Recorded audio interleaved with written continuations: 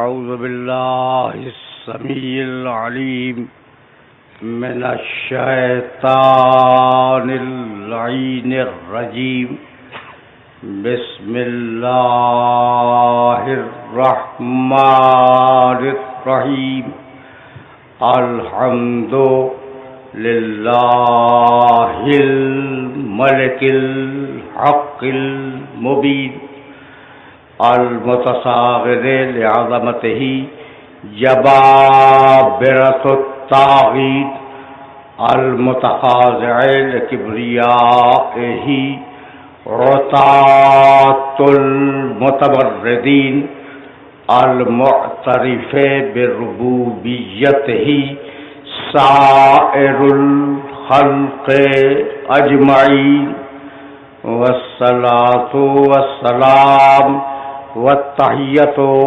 والإكرام على أشرف النبيين وخاتم المرسلين سيدنا ومولانا أبي القاسم محمد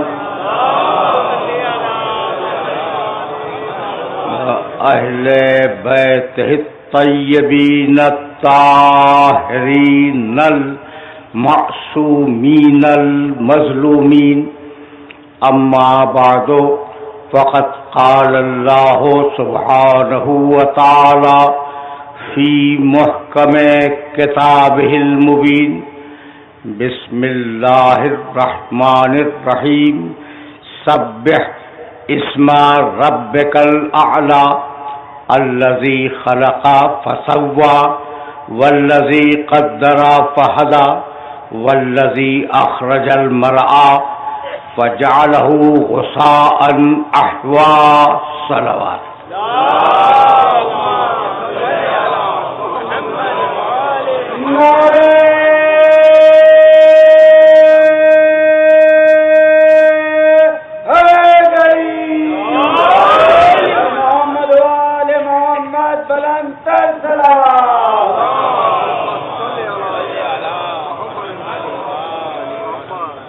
عزیزان محترم، سبیل الہی کے عنوان سے ہم نے جس سلسلے گفتگو کا آغاز کیا تھا وہ آج اپنے تیسرے مرحلے میں داخل ہو رہا ہے۔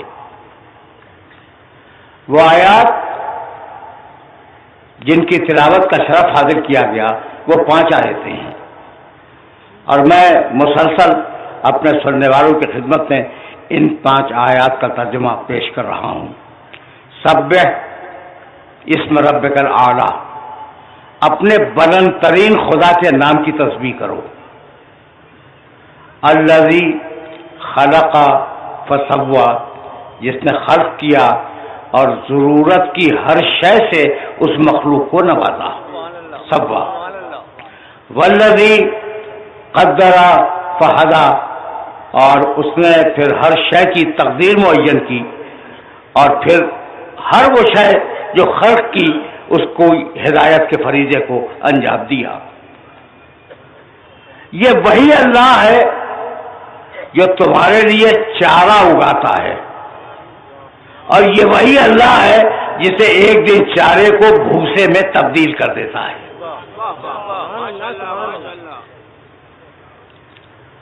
میرے دوستو، میرے عزیزو، منزل تمہید ہے، اور بہت آرام سے میرے ان معروضات کو سماعت کرتے رہنا۔ پچھلی ساری گفتگوؤں کا خلاصہ، یہ 2 گھنٹے جو پہلے گزر گئے، ان کا خلاصہ جانتے ہو کیا؟ سبح اسم ربک الاعلی الذی خلق فسوى، اس نے خلق کیا اور ضرورت کی ہر شے سے نواز دیا۔ یعنی چیز خلق کرے اور اللہ اس کی ضرورتوں کو پیدا نہ کرے اور اس کی ضرورتوں کو پورا نہ کرے تو یہ عدل کے خلاف ہوگا۔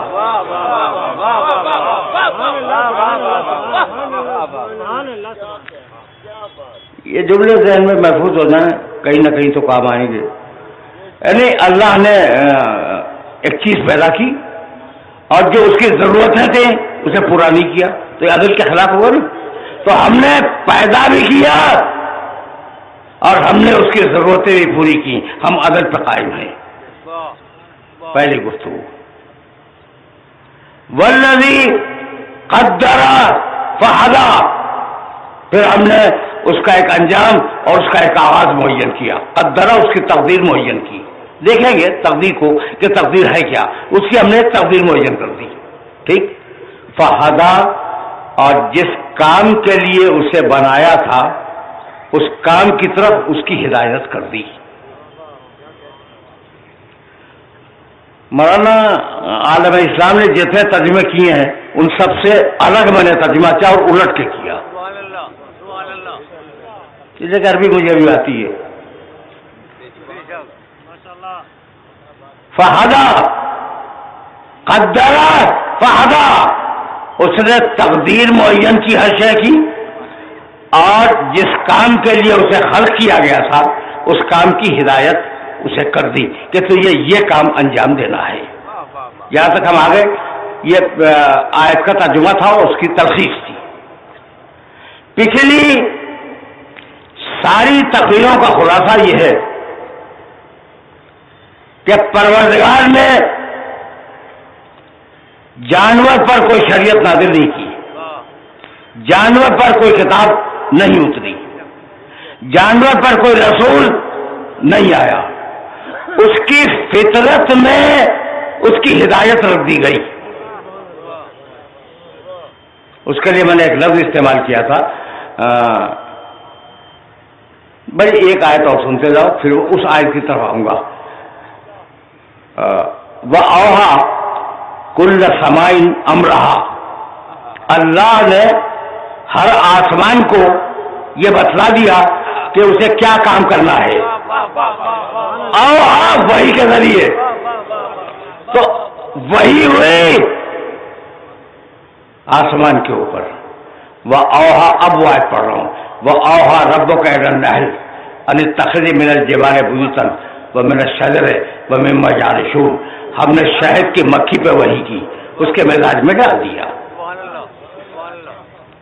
توجہ رکھنا, اس لیے کہ یہ وہ منزل تبدیل ہے کہ اگر یہ منزل تبدیل آسانی سے سر ہو گئی تو ہم یہی سے آسانی سے آگے بڑھ جائیں گے بہت تیزی کے ساتھ. اوحا ربک الی النحل, تمہارے رب نے شہد کی مکھی پہ وحی کی. تو چھوڑا گیا جانوروں کو اور دوسری مخلوقات کو وحی الہی پر, لیکن چونکہ اس مخلوق کو ہدایت کرنی تھی اس لیے عقل تفویض ہوئی. اسی لیے جانوروں پہ کوئی رسول نہیں آیا, جانوروں پر کوئی کتاب نازل نہیں ہوئی. رسول جہاں بھیجے گئے وہاں عقل تھی تو رسول بھیجے گئے. تمیز آسانی سے سر ہو رہی ہے نا. اچھا بھائی, اب عقل تھی تمہارے پاس, اس نے رسول کو بھیج دیا.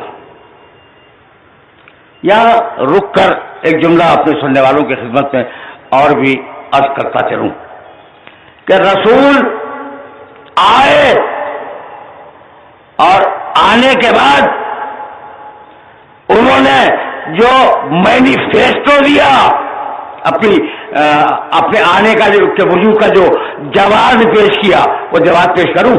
لقد ارسلنا رسل سورہ حدید 57واں سورہ قرآن کا. لقد ارسلنا رسلنا بالبینات وانزلنا معهم الکتاب والمیزان لیقوم الناس بالقسط. ہم نے رسولوں کو اس لیے بھیجا کہ لوگوں کو عدل پہ قائم کریں.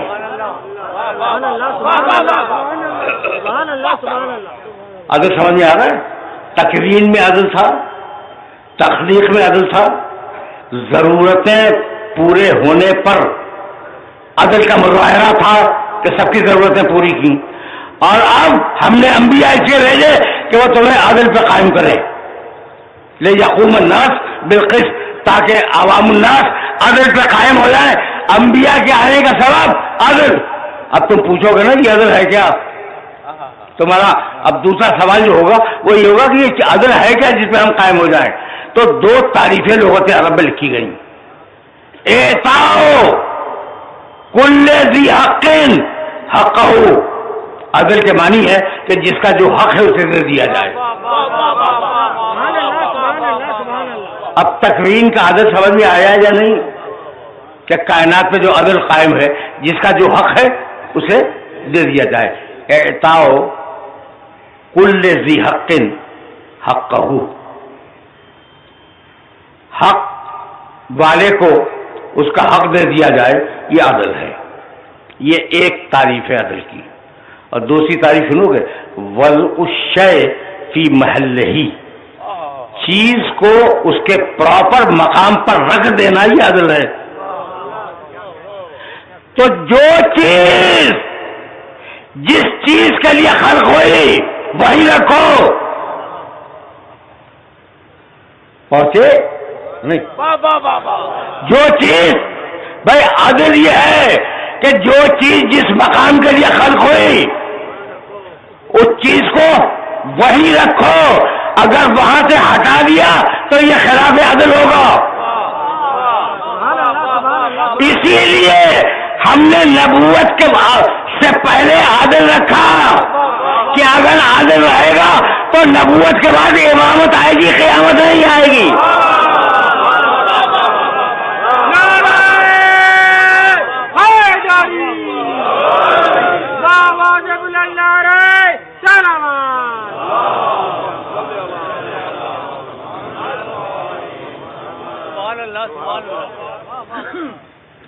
اعطاء کل ذی حق حقہ. اچھا، تو ہر شے کو اس کا حق دے دو اور چیز کو اس کی مناسبت سے جہاں کے لیے وہ چیز بنائی گئی ہے اس مقام پہ رکھ دو. تو اگر کسی کو بھاگنے کے لیے بنایا گیا ہو تو اسے بھگا دو، اگر کسی کو روکنے کے لیے بنایا گیا اسے روک لو.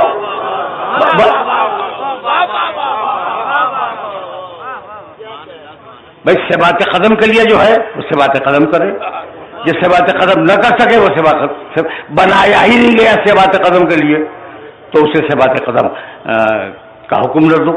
تو چیز کو اپنے صحیح اور جائز مقام پر رکھو، یہ ہے عدل. یہاں تک ہم آ گئے.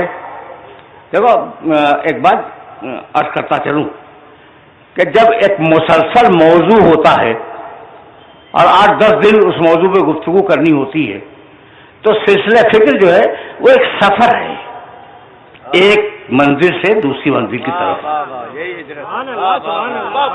اور اسی کا نام ہجرت ہے. ہم بیٹھے ہوئے ہیں مگر ہجرت کر رہے ہیں. اس جملے کی وضاحت کبھی پھر کروں گا کہ ہم یہاں بیٹھے ہوئے ہیں لیکن اس کے باوجود ہم ہجرت کر رہے ہیں، یعنی فکر سفر کر رہی ہے. اچھا بھائی، تو اب عدل کو اتنی اہمیت دی گئی.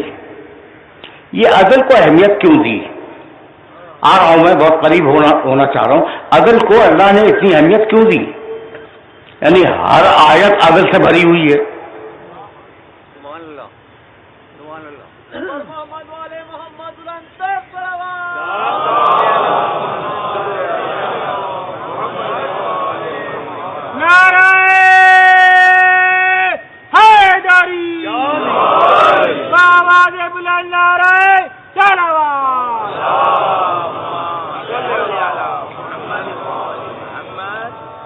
ٹھیک ہے نا؟ تو عدل کو اہمیت دینے کا کوئی نہ کوئی سبب تو ہوگا. اب پھر واپس چلو قرآن کی طرف. یہ تھیسس ہے جو میں بیان کر رہا ہوں، یہ تقریر نہیں ہے، یعنی ایک فکر سے دوسری فکر کی طرف منتقل کرنا. اچھا، تو اب دیکھیں بھائی، بات کل یہ ہے کہ قرآن مجید نے انسان کی سرکشی اور نافرمانی کو بہت زیادہ پروجیکٹ کیا ہے قرآن میں، بہت زیادہ. کلا ان الانسان لیطغی ان رآہ استغنی، سورہ علق کی آیت ہے. بسم اللہ الرحمن الرحیم. اقرأ بسم ربک الذی خلق، خلق الانسان من علق. اقرأ وربک الاکرم الذی علم بالقلم، علم الانسان ما لم یعلم. کلا ان الانسان لیطغی. ہم نے جمے ہوئے خون سے پیدا کر دیا اور آج بھی سرکشی نہیں گئی. ہم نے جمے ہوئے خون سے انسان بنا دیا. ان الانسان لیطغی، انسان یطغی طغیان، انسان سرکشی کرتا ہے.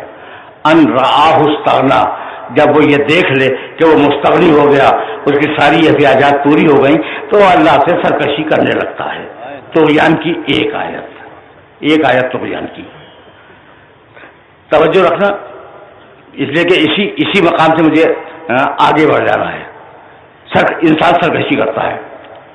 سورہ والفجر پوری آیتیں نہیں پڑھوں گا. الذین طغوا فی البلاد، یہ قوم عاد والے، یہ قوم سمود والے، یہ فرعونوں والے، یہ لوگوں نے اپنے عہد میں سرکشی کی، ہم نے انہیں تباہ کر دیا. دو مقامات کی آیتیں ہوتی ہیں. کذبت ثمود بطغواہا، قوم سمود نے بڑی سرکشی کی. اذ انبعث اشقاہا، ایک شقی شخص قوم سمود سے اٹھ کے کھڑا ہو گیا. اب دیکھو میں آؤٹ دا ریکارڈ جا رہا ہوں. ضروری تو نہیں ہے نا کہ جو ایجنڈا ہو ذہن میں اس پہ بات کی جائے.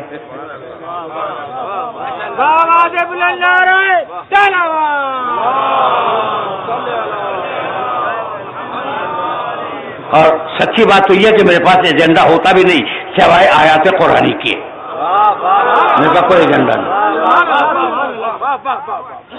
ٹھیک ہے نا. اچھا سننا. کذب ثمود بطغواہا اذ انبعث اشقاہا فقال لهم رسول اللہ ناقۃ اللہ وسقیاہا فکذبوہ فعقروہا فدمدم علیہم ربہم بذنبہم فسواہا.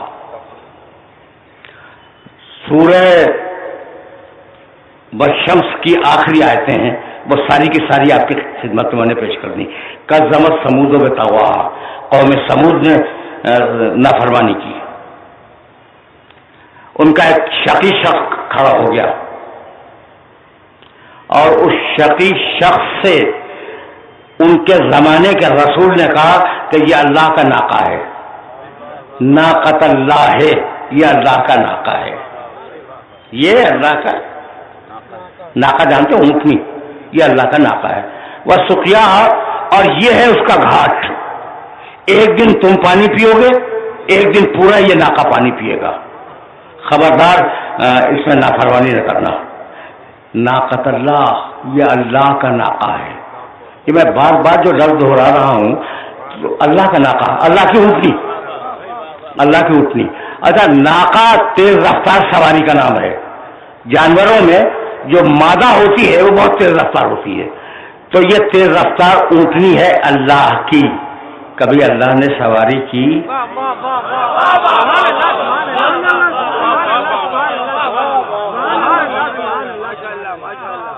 کبھی اللہ نے اس اونٹنی پر سواری کی؟ بھائی ناقۃ اللہ کا لفظ ہے، اللہ کا ناقہ، ٹھیک ہے نا. کبھی سواری کی؟ کہا بھائی سواری تو نہیں کی. کہا پھر یہ اللہ کا ناقہ کیسے؟ میرا اعتراف.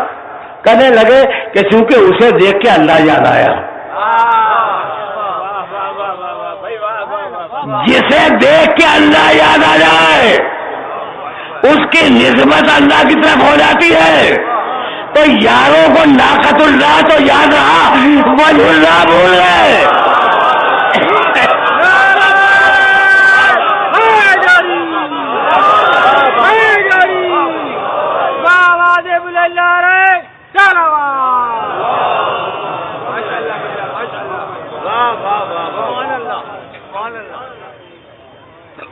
ہم جس زمانے سے گزر رہے ہیں، اب اس زمانے میں تو یزید زندہ باد کے نعرے بھی لگنے لگے ہیں. نہیں، واقعہ یہ شاید آپ کے علم میں نہ ہو لیکن میرے علم میں یہ بات تو ہے. لیکن ایک بات تو میں کہوں گا، کذبت ثمود بطغواہا. اچھا، رسول نے کیا کہا؟ یہ اللہ کا ناقہ ہے. فکذبوہ فعقروہا، پوری قوم نے مل کر اس اونٹنی کو کاٹ دیا، اس کی ٹانگیں کاٹی تھی. سن لیا بھائی تم نے؟ فعقروہا، اس کی ٹانگیں پوری قوم نے مل کر کاٹ دی. اب میں کیا کروں؟ قرآن کہہ رہا ہے پوری قوم نے کاٹ دی، اور تاریخ کہہ رہی ہے کہ کاٹنے والا ایک تھا. جتنا ٹانگیں کاٹی تھی اس کا نام تھا قیدار.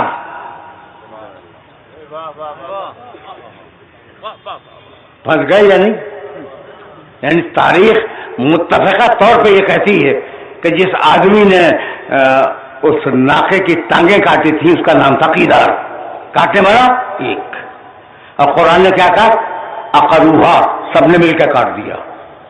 اب اس کا جواب دو، یا قرآن غلط، نعوذ باللہ نعوذ باللہ، زبان جل جائے، اور یا پھر تاریخ غلط. تاریخ بھی اپنی جگہ صحیح ہے، قرآن بھی اپنی جگہ صحیح ہے. اور اس لیے صحیح ہے کہ اگر آل محمد نہ ہو تو جواب نہ ملے.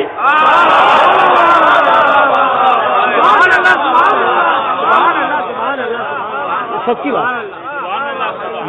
محمد آل محمد سلمان.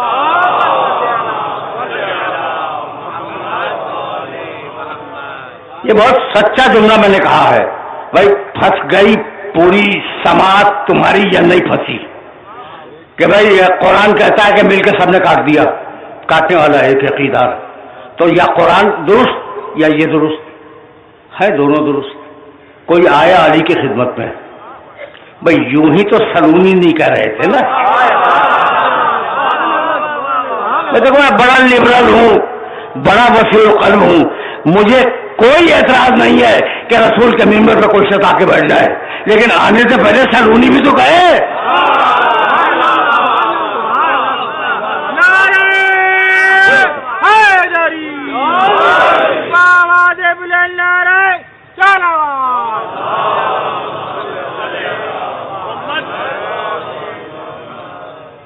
یا علی، پوچھنے والے نے پوچھا کہ یا علی، ہم نے تو سنا ہے کہ اس کی ٹانگیں کاٹنے والا ایک تھا، اور آپ کا قرآن کہتا ہے کہ سب نے مل کے کاٹ دیا. اس میں سچی بات کیا ہے؟ کہا دونوں سچی ہیں. دونوں سچی ہیں. یہ کاٹنے والا ایک تھا اور پوری قوم نے مل کے کاٹ دیا. کہا یہ پوری قوم پر جو نسبت آئی ہے وہ فقط اس لیے کہ وہ اس کے عمل سے راضی تھے.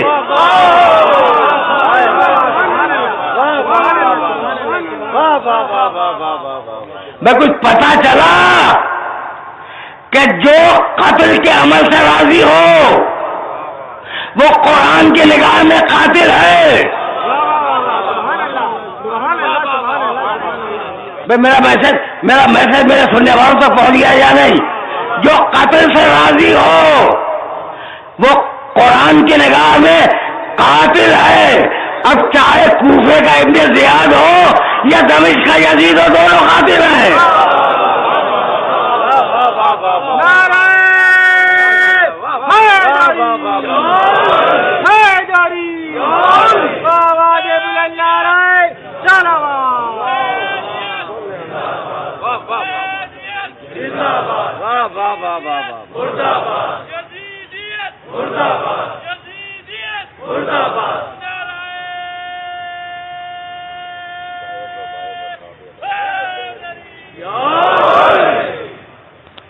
میرے عزیزوں، میرے دوستوں، گفتگو ذرا سی سطح عمومی سے بلند ہوئی ہے، لیکن میں نے بہت بلند نہیں کی. اچھا بھائی، تو اب سمود نے طغیان کیا، سرکشی کی. فرعون نے سرکشی کی، فرعون کی قوم نے سرکشی کی. قوم عاد بہت پرانی سرکش قوم تھی. تو جس اللہ نے، جانتے ہو کیا کہتا ہے کہ پھر اللہ ناراض ہو گیا اور اس نے ان پر عذاب برسا دیا، عذاب کے کوڑے مارے. تو عذاب، اگر اس دور کے فرعون اللہ کے عذاب سے محفوظ نہیں رہے تو آج کا بھی کوئی فرعون محفوظ نہیں رہے گا.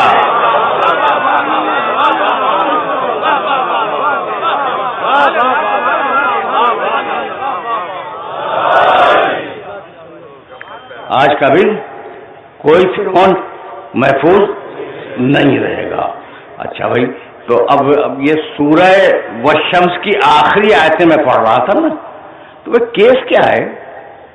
کیس یہ ہے، اب یہاں سے دیکھو ابلیس کا کردار سامنے آ رہا ہے. یہاں سے ابلیس کا کردار سامنے آ رہا ہے. بسم اللہ الرحمن الرحیم والشمس وضحاها والقمر اذا تلاها والنهار اذا جلاها واللیل اذا یغشاها والسماء وما بناها والارض وما طحاها والنفس وما سواها فالهمها فجورها وتقواها. یہ میری گفتگو پچھلی ساری تقریروں سے متصل ہے. پوری آیتوں کو ترجمہ بھی نہیں کروں گا. قسم ہے نفس کی کہ ہم نے اسے کتنا اچھا بنایا. اسے فجور بھی سمجھا دیا, اسے تقوی بھی سمجھا دیا. فسق و فجور کیا ہے ہم نے نفس کو بتا دیا. تقوی کیا ہے ہم نے نفس کو بتا دیا. بہت توجہ ہے دیکھیں, یہ وہ باریک مرحلہ فکر ہے جہاں میں تمہیں روکوں گا اور پھر عدل کی طرف واپس جاؤں گا. جب قرآن نے جو تکوینی عدل رکھا ہے تو شریعت میں عدل کہاں پہ آیا؟ بھائی عجیب مرحلہ فکر ہے یہاں میں تمہیں لے کے آ گیا. تو فجور اور تقوی کا ٹکراؤ ہے, شکر اور کفران نعمت کا ٹکراؤ ہے. ایک طرف فاسق ہے, دوسری طرف نعمتوں کا ادا کرنے والا ہے. ایک طرف کافر ہے, دوسری طرف نعمتوں کی ادائیگی کا حامل ہے. تو اب پروردگار نے جب برابر سے یہ دونوں طاقتیں رکھ دیں کہ تقوی تمہارے اندر, فسق و فجور تمہارے اندر, ٹھیک ہے نا, تو اب سوال یہ کہ ہم تقوی کی طرف کیوں نہیں گئے؟ دیکھو جو موضوع معین ہوا ہے اس موضوع سے باہر نہیں جا رہا ہوں میں. ہم تقوی کی طرف کیوں نہیں گئے, فسق و فجور کی طرف کیوں چلے گئے؟ ہم سے مراد آپ نہیں, ہم سے مراد پوری دنیا ہے آپ کے علاوہ.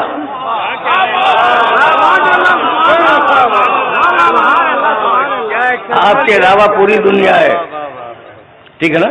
تو اب یہ سوال تو ہے کہ پوری دنیا میں اکثریت ہے فسق و فجور کی اور اقلیت ہے تقوی کی, تو ہم کیوں نہیں گئے؟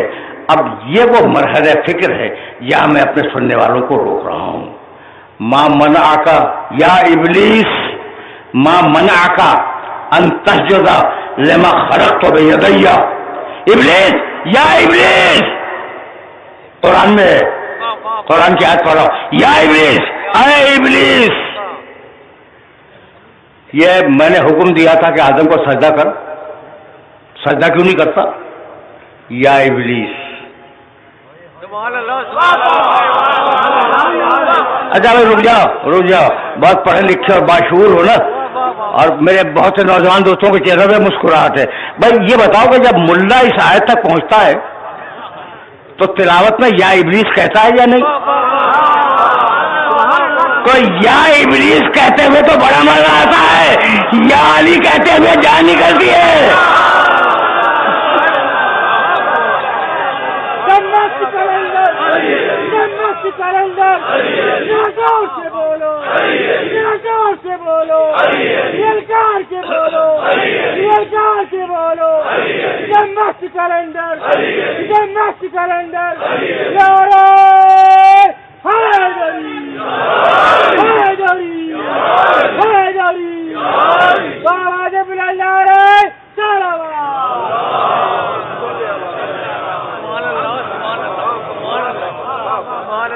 یا ابلیس, یا ابلیس, ما منعک ان تسجد لما خلقت بیدی.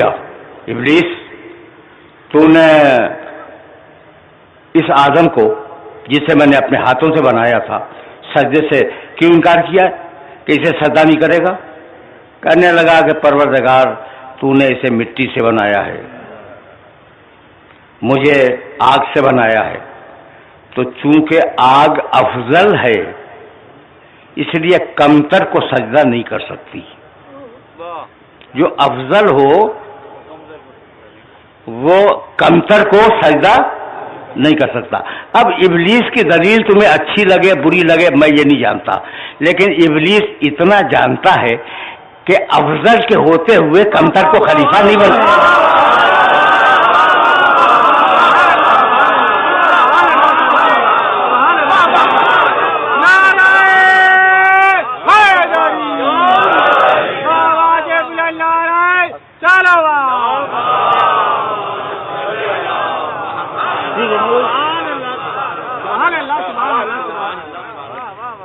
اتنی بات تو جانتا ہے کہ اگر افضل موجود ہو تو کمتر کو خلیفہ نہیں بننا چاہیے. لیکن یہ ابلیس کی جو دلیل تھی نا، یہ مغالطہ تھا. نوجوان دوستوں کے ذہن کو صاف کر رہا ہوں. مٹی کو کمتر سمجھتا ہے اور آگ کو افضل سمجھتا ہے، حالانکہ الٹا ہے. آگ اگر کوئی چیز امانت کے طور پر رکھو بھسم کر دے گی، اور مٹی کو اگر امانت دو تو دگنا بنا کے واپس کرے گی.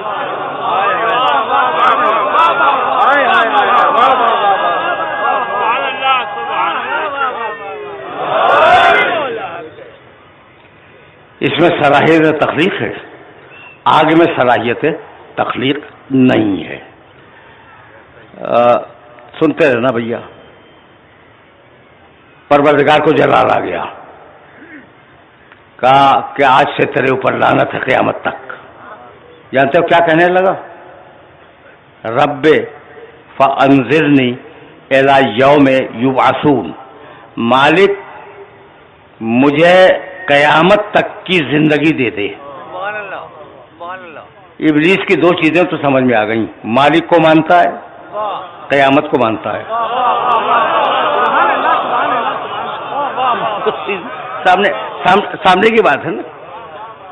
ابلیس کا عقیدہ دیکھو، ایک شخصیت تو ہے، چاہے اسے تسلیم کرو یا نہ کرو تو اب اس کا عقیدہ تو معلوم ہو جائے. تو کہنے لگا کہ مالک مجھے قیامت تک کی مہلت دے دے. تو ابلیس کے عقیدے میں توحید ہے، قیامت ہے. جب اللہ نے کہا کہ تجھے وقت معلوم تک کی مہلت دی تو کہنے لگا لأغوینہم اجمعین، مالک میں آدم کی پوری نسل کو جا کر بہکاؤں گا، الا عبادک منہم المخلصین.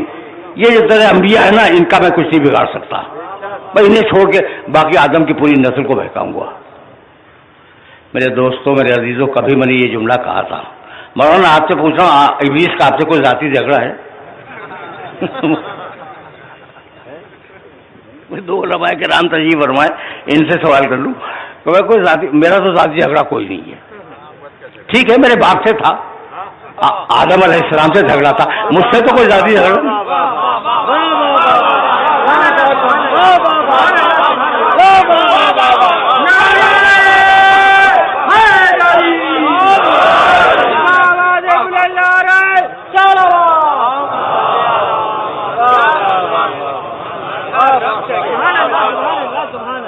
تو کوئی ذاتی جھگڑا نہیں نا. میرے باپ آدم سے تو جھگڑا تھا، ٹھیک ہے نا. اچھا بھائی تو جاؤ آدم کو بہکاؤ، جو چاہے تم آدم سے کرو، میں تم کی اولاد میں ہوں. اچھا تو آدم کو چھوڑ دیا، آدم کے بیٹوں پہ آ گیا، آدم کی ذریت پہ آ گیا. تو آج ابلیسیت سمجھ میں آئی کہ اگر نبی سے انتقام نہ لے سکو تو نبی کی اولاد سے انتقام لے لو.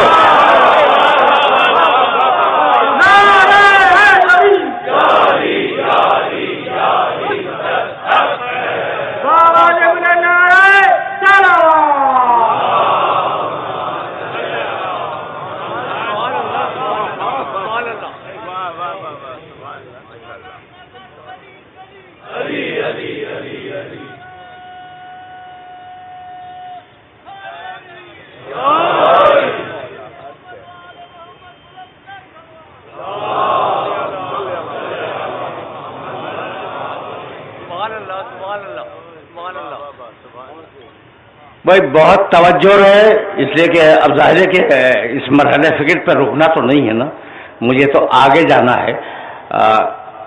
کہا کہ تجھ پہ لعنت ہے، تو نکل جائے یہاں سے. اسے نکال دیا، ہو گئی نا بات. تو ابلیس نے کیا کہا؟ مالک مجھے مہلت دے، توحید. مہلت دے قیامت تک کی، قیامت. انبیاء کو بہکا نہیں سکتا، نبوت. تو ابلیس کے اصول دین تین.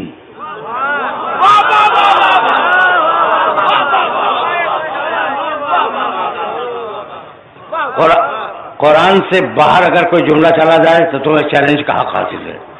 ابلیس کے اصول دین، توحید، نبوت، قیامت، اسے خلیفہ نہیں مانوں گا اور تیرے عدل کو نہیں مانوں گا کہ مٹی کو تو نے خلیفہ بنا دیا. تو عدل کا منکر ہے، امامت کا منکر ہے.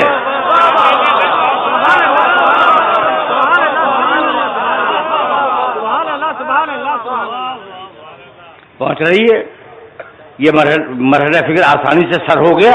اگر بات پہنچ گئی تو پھر میں یہیں سے آگے بڑھ جاؤں گا. اچھا بھائی، تو اب ابلیس کا ایک کنٹریبیوشن ہے جو میں نے عرض کیا تھا نا، وَنَفْسٍ وَمَا سَوَّاهَا فَأَلْهَمَهَا فُجُورَهَا وَتَقْوَاهَا. اس نے فجور اور تقوی دونوں تمہیں بتلا دیا. تو اب تم فجور کی طرف اگر جا رہے ہو خدا نخواستہ تو یہ ابلیس کی کارستانی ہے. اب ایسا ہو جواب میں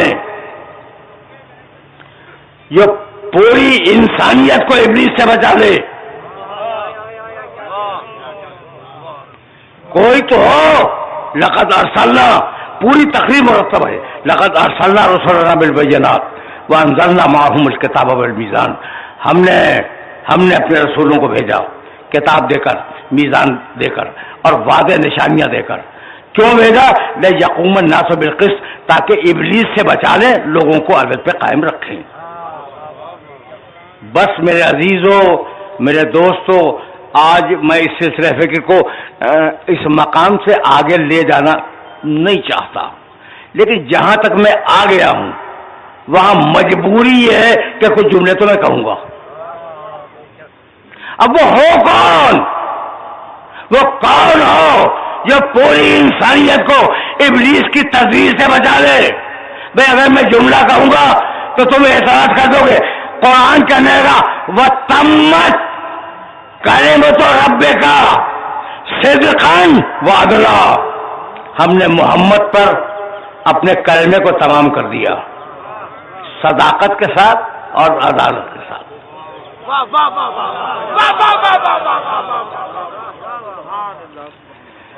وَتَمَّتْ کلمۃ ربک صدقا وعدلا. آج آیتوں کا تناسب کچھ بڑھ گیا، لیکن یہ میرے موضوع کی مجبوری ہے. یہ آیت پھر یاد رکھنا، سورہ انعام کی آیت ہے. ہم نے تمام کر دیا محمد پر اپنے کلمے کو. بہت توجہ رہے، بہت توجہ رہے. اپنے کلمے کو ہم نے تمام کر دیا محمد پر. اور کیسے تمام کیا؟ صدق کے ساتھ اور عدل کے ساتھ. بہت توجہ رکھنا، کلمہ، صدق اور عدل، یہ تین لفظ ہیں. کلمہ، صدق، عدل. کلمہ یعنی بات، صدق یعنی سچائی، عدل یعنی کردار کی سچائی. بھائی یہی تو ہے نا. بہت توجہ رکھنا. ایک دن علی کوفے کے ممبر پر تشریف فرما تھے اور ایک شخص نے اٹھ کے پوچھ لیا. دیکھو یہ سرونی کا دعویٰ مذاق نہیں ہے، کلیجہ پھٹ جائے. یہی سبب ہے کہ مجھے پوری تاریخ انبیاء میں کسی نبی کا سرونی کا دعویٰ نہیں ملا. پوری تاریخ انبیاء میں کہ جو چاہو مجھ سے پوچھ لو. ٹھیک ہے نا. تو اب علی نے دعویٰ کیا. اب علی نے دعویٰ کیا تو علی بھوگتے. انہوں نے جان بوجھ کے لفظ استعمال کیا ہے. ایک شخص اٹھ کے کھڑا ہو گیا کہ یا علی، ادھر کہا سلونی قبل ان تفقدونی، پوچھو پوچھو جو کچھ مجھ سے پوچھنا چاہتے ہو پوچھو. اٹھ کے کھڑا ہو گیا کہ یا علی کیف خلق اللہ محمد. علی بس اتنا بتلا دو کہ اللہ نے محمد کو کیسے خلق کیا. اچھا مجھے ایسا لگتا ہے کہ بزرگوں سے بھی پوچھا کیا تھا.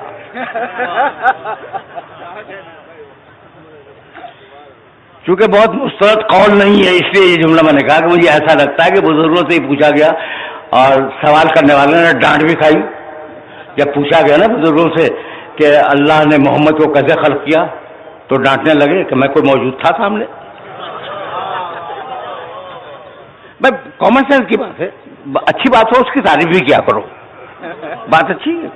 بھائی آپ پوچھ رہے ہیں کہ جناب محترم اللہ نے محمد کو کیسے خلق کیا, تو ڈانٹ ہی کھائے گا نا آدمی. بھائی میں کوئی موجود تھا وہاں جب اللہ خلق کر رہا تھا محمد کو, میں کیا جانوں. بھائی یہی سوچ کے اس نے سوال کیا علی سے.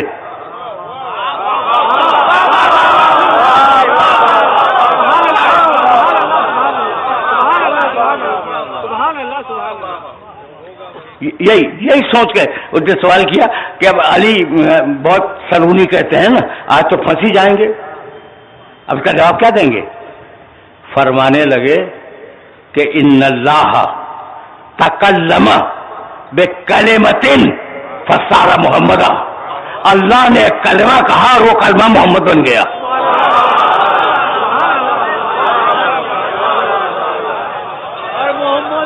سنو بھائی سنو,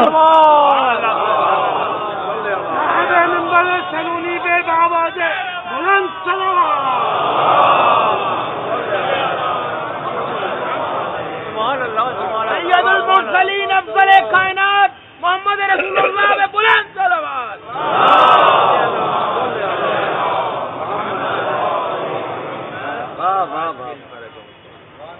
سنو بھائی سنو, اور اس واقعے کو اپنے ذہنوں میں محفوظ کرتے جاؤ.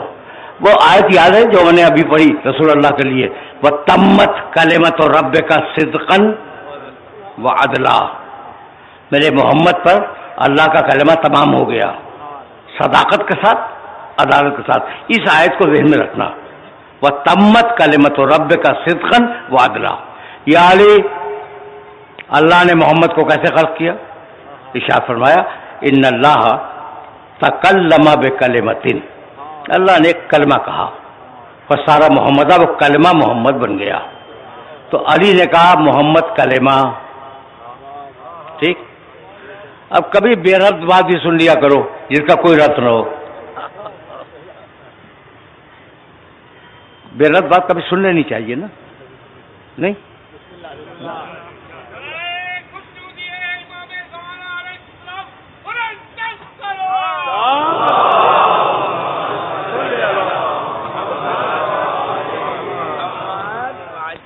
وقت بہت تیزی سے سرکتا جا رہا ہے, اس لیے میں بھی اجرت سے کام لے رہا ہوں.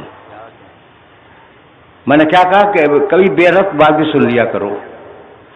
مکے میں جب قحط پڑا, بہت بڑا قحط, تو لوگ آئے ابو طالب کے پاس, یعنی 7 سال متواتر بارشیں نہیں ہوئی, اور اتنا بڑا قحط تھا کہ لوگوں نے اپنی اولاد کو بیچ دیا ایک وقت کے کھانے کے لیے. آئے ابو طالب کے پاس اور کہنے لگے ابو طالب شہر کی صورتحال تو تم دیکھ رہے ہو. کہاں دیکھ رہا ہوں میں؟ کہا کہ اب تو اپنے خدا سے دعا مانگ دو کہ بارش ہو جائے. اپنے خدا سے, ابو جہل کے خدا سے نہیں.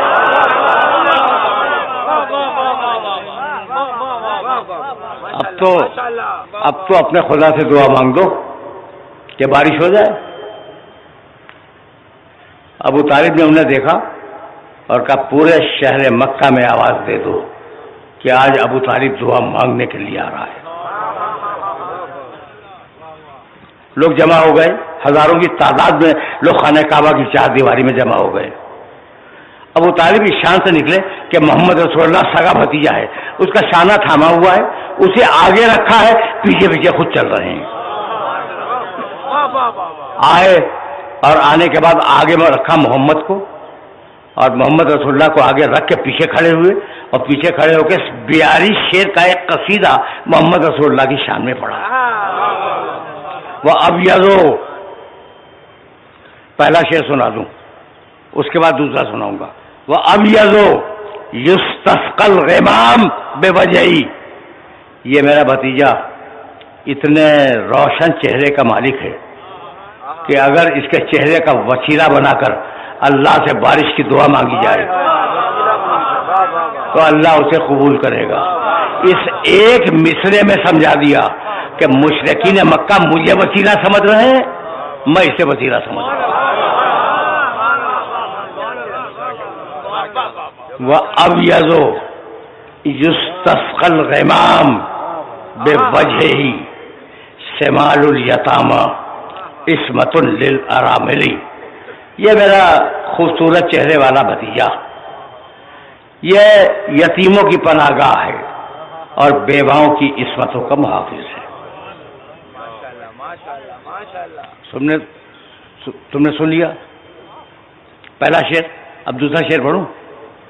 وَمِيزَانُ صِدْقٍ لَا يَخِيسُ شَعِيرَةً، یہ سچائی کی ترازو ہے، صدق کی ترازو ہے، جو برابر بھی اس کے تولنے میں کمی بیشی نہیں ہوتی۔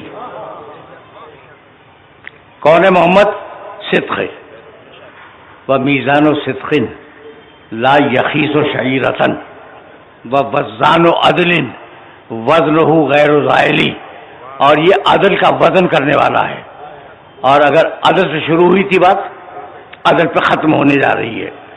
اگر یہ ایک مرتبہ عدل کو تول دے تو اس کے تولنے کو کوئی چیلنج نہیں کر سکتا۔ یہ صدق ہے، یہ عدل ہے۔ محمد کون ہے؟ صدق ہے، عدل ہے۔ بھائی توجہ رکھنا، یہ کہ اگر اتنا پڑھا لکھا مجمع میرے سامنے نہ ہوتا تو میں اس شعر کو کوٹ ہی نہ کرتا۔ وہ علی کا جملہ یاد ہے؟ میں نے کہا تھا نا کہ اگر متعلق بات سن لو، علی کا جملہ یاد ہے؟ ان اللہ تکلم کلمۃ فصار محمدا، اللہ نے کلمہ کہا اور وہ کلمہ محمد بن گیا۔ ٹھیک، ابو طالب نے کیا کہا؟ یہ صدق کی میزان ہے، یہ عدل کی میزان ہے۔ تو باپ بیٹوں نے مل کر 3 لفظ دیے، کلمہ، صدق، عدل، اور اب آیت بولی وَتَمَّتْ کَلِمَتُ رَبِّکَ صِدْقًا وَعَدْلًا۔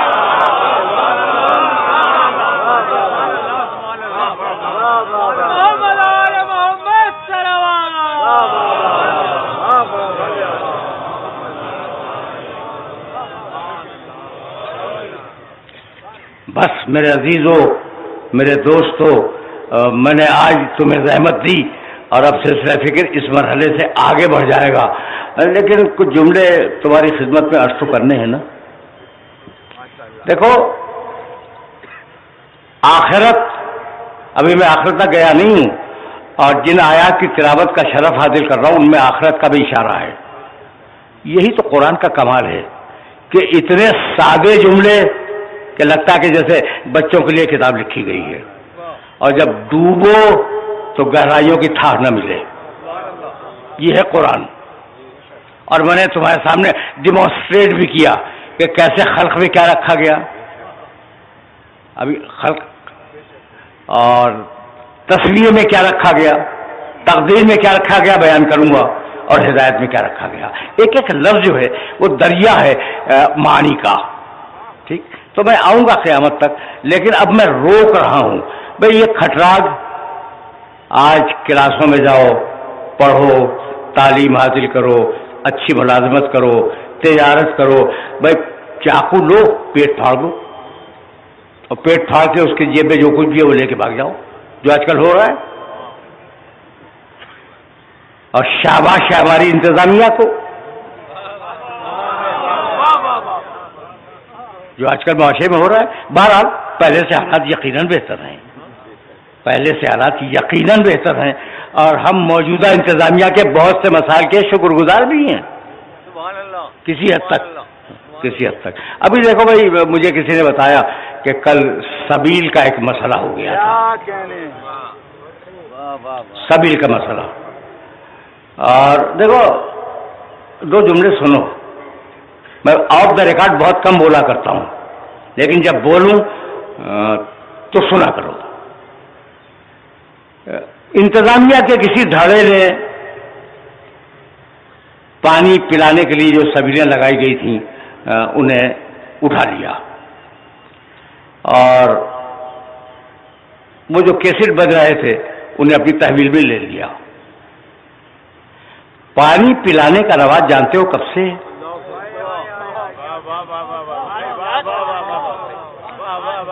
یہ جو پانی پلانے کا رواج ہے نا، یہ ابراہیم علیہ السلام کے عہد سے ہے۔ جب زمانہ ابراہیم علیہ السلام کے عہد سے آگے بڑھا اور دین ابراہیمی کے ماننے والے حج کے لیے آنے لگے، ان کی ایک عادت بن گئی، ہزاروں کی تعداد میں حج کرنے آیا کرتے تھے۔ تو بنی ہاشم کے متولی نے، جن کے پاس خانہ کعبہ تھا، انہوں نے ایک عہدہ معین کیا، اس کا نام تھا سقایا، پانی پلانے والے کا عہدہ۔ تو یہ ایک اسلامی عہدہ ہے، پانی پلانا۔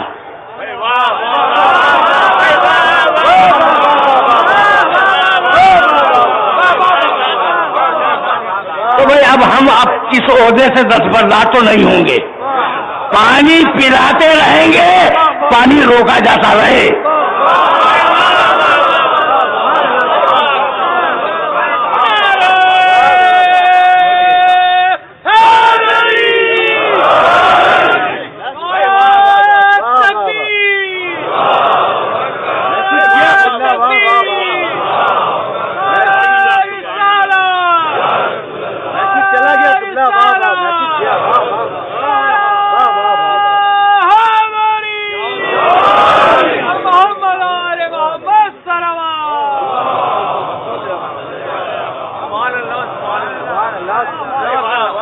اور اسی لیے ہم نے جو جملہ کہا کہ ہم انتظامیہ کے شکر گزار ہیں کہ انہوں نے افہام و تفہیم سے اس مسئلے کو حل کر دیا۔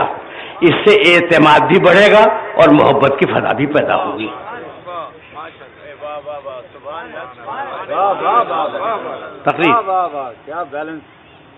تقریر تمام ہو گئی۔ اب میں نے عرض کیا نا کہ آخرت کا ذکر ابھی نہیں آیا، لیکن ایک جملہ کہنا چاہ رہا ہوں میں، تمہاری پوری آخرت جس کے لیے یہ آیتیں پڑھ رہا ہوں ادھار پہ ہے، اور یہ پوری دنیا نقد پہ ہے۔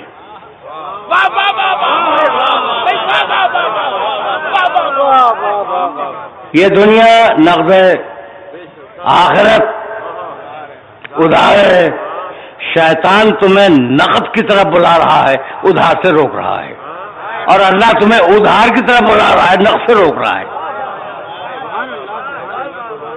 اب ابلیس کا کریکٹر سمجھ میں آ گیا۔ بس میرے دوستو، میرے پاس 10 دقیقے ہیں اور انہی میں تھوڑے سے مسائل بھی بیان کرنے ہیں۔ ساری دنیا ادھار پہ نہیں ہے، نقد پہ ہے، اور ساری آخرت نقد پہ نہیں ہے، ادھار پہ ہے۔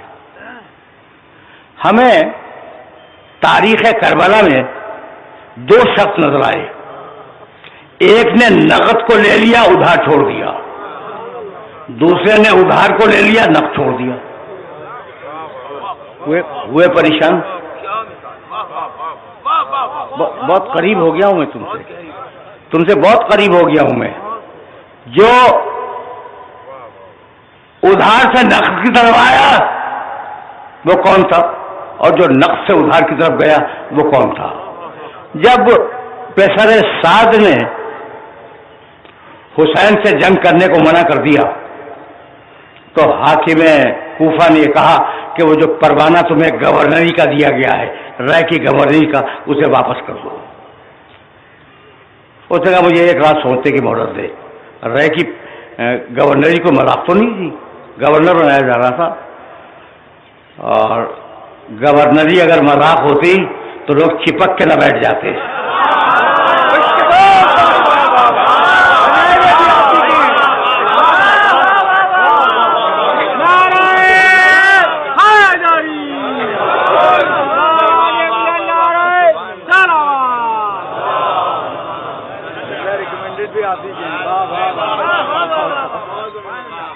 سمجھ رہے ہو نا بات کو؟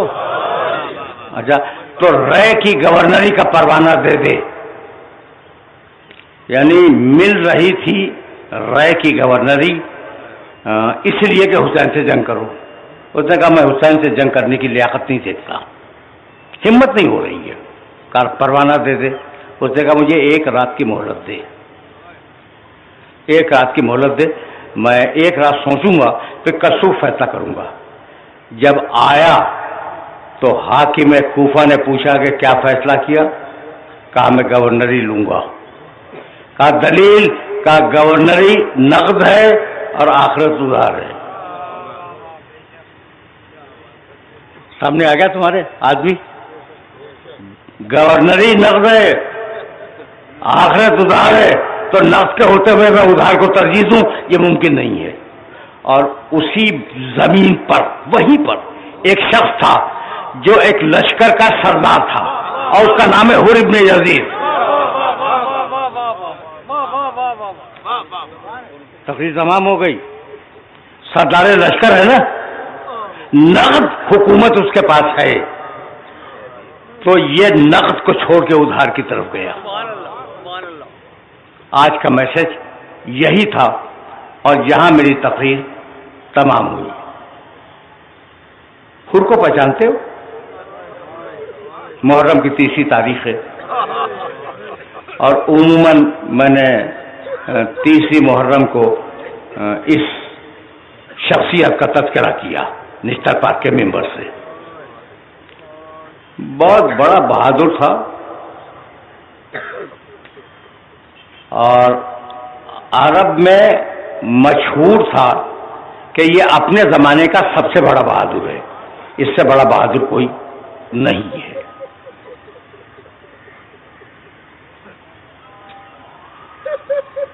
جب حر کا سامنا ہوا ہے حسین ابن علی سے،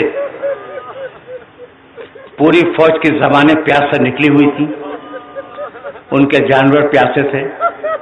کہا بھیا عباس انہیں پانی پلاؤ، اکبر پانی پلاؤ، قاسم ان لوگوں کو پانی پلاؤ، اور محمد ان لوگوں کو پانی پلاؤ۔ سارا لشکر سیراب ہو گیا تو اب حسین کا جملہ سنو گے؟ بھیا عباس ان کے جانور بھی تو پیاسے ہیں نا۔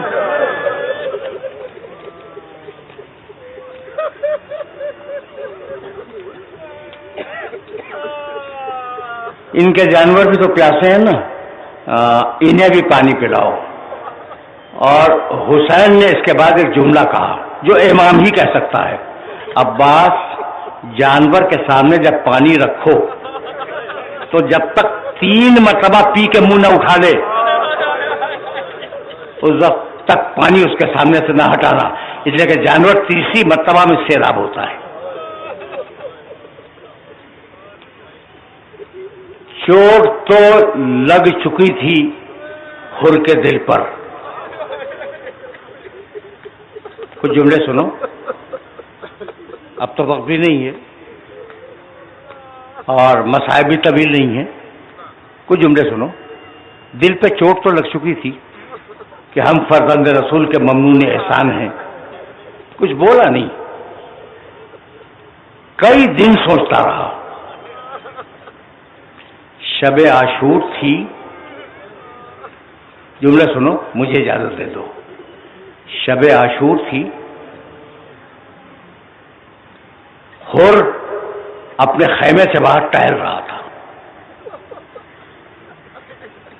اس کے غلام نے دیکھا کہ پریشانی کے عالم میں حر ٹہل رہا ہے۔ آیا جام آب لے کر، پانی کا گلاس لے کر کہ شاید میرا مالک پیاسا ہو۔ حر کے ہاتھ میں جام آب دیا، حر نے غور سے پانی کو دیکھا، زمین پہ پھینک دیا۔ غلام نے حر کے بھائی کو جا کے اطلاع دی کہ آج مالک بہت پریشان ہے۔ بھائی آیا، بھائی نے سبب پوچھا پریشانی کا، اسے کوئی جواب نہ دیا۔ حر کا ایک بیٹا ہے علی ابن حر، بھائی نے بیٹے کو کہا کہ تمہارا باپ اس وقت بڑی پریشانی کے عالم میں ہے، صبح کے قریب کا وقت آ چکا ہے، اذان صبح کے قریب کا وقت آ چکا ہے اور وہ سو نہیں رہا ہے، جاگ رہا ہے، تم جاؤ اپنے باپ کو سمجھاؤ۔ بیٹا آیا، تم رو چکے، میں طویل مصائب نہیں پڑھا کرتا۔ بیٹا آیا اور بیٹے نے آنے کے بعد کہا کہ بابا آپ سوتے کیوں نہیں؟ حور نے جواب نہیں دیا، بیٹے کا شانہ تھاما اور حسین کے خیموں کے پیچھے لے گیا. کہا بیٹے آوازیں سن رہا ہے، چھوٹے چھوٹے بچے اللہ کی آوازیں بلند کی.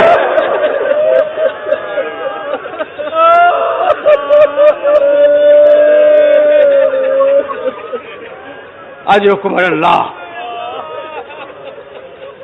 اجرکم اللہ. بس 2 جملے سنو. اور اسی وقت طے کیا، کہنے لگا بیٹے میرے ساتھ نقد پہ اکتفا کرے گا یا میرے ساتھ ادھار کی طرف جائے گا؟ وہی نقد اور ادھار والی بات. کہا بابا میں آپ کے ساتھ ہوں. بھائی سے پوچھا کہ تم کدھر ہو؟ اس نے کہا میں آپ کے ساتھ ہوں. غلام سے پوچھا تم کدھر ہو؟ آپ کے ساتھ ہوں. حور چلا، اس کا بھائی چلا، اس کا بیٹا چلا، اس کا غلام چلا. دور سے کسی نے ابو الفضل عباس کو بتایا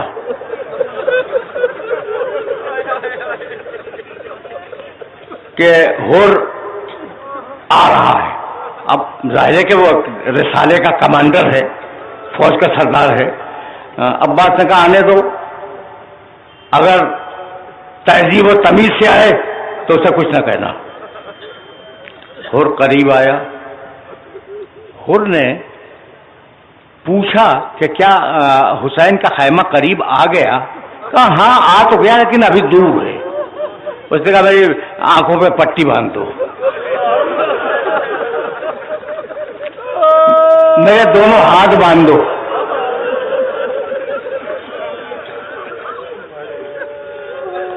بس آخری جملہ سنو، میرے ہاتھ باندھ دو اور مجھے پکڑ کے لے چلو، اس لیے کہ آنکھوں پہ پٹی کے بعد میں دیکھ نہیں سکتا. ہو چلا.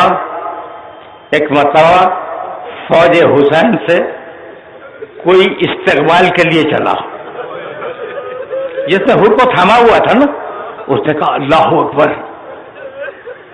حور نے کہا کیا بات ہوئی؟ کہا آپ کے استقبال کے لیے حبیب ابن مظاہر آ رہے ہیں.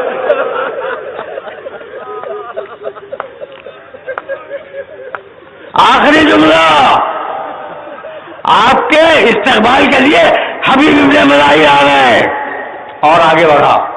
ایک مرتبہ سے 2 مرتبہ کہا اللہ اکبر. کہا اب کون آ رہا ہے؟ کہا مسلم ابن اوسجا آ رہے ہیں. اور آگے بڑھا، سدائیں بلند ہوتی رہی، اللہ اکبر اللہ اکبر اللہ اکبر. کون آ رہا ہے؟ فلاں صحابی آ رہا ہے. ایک مرتبہ اس نے چیخ کے کہا اللہ اکبر. کبھی اب کون آ رہا ہے؟ کہا عباس آ رہے ہیں.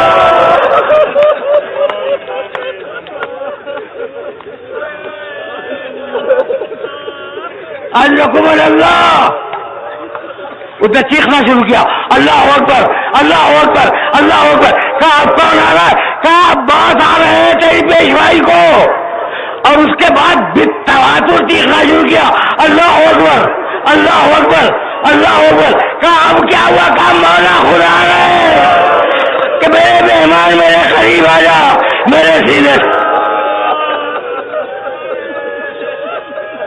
وَسَيَعْلَمُ الَّذِينَ ظَلَمُوا أَيَّ مُنقَلَبٍ يَنقَلِبُونَ رَبَّنَا تَقَبَّلْ مِنَّا إِنَّكَ أَنْتَ السَّمِيعُ الْعَلِيمُ.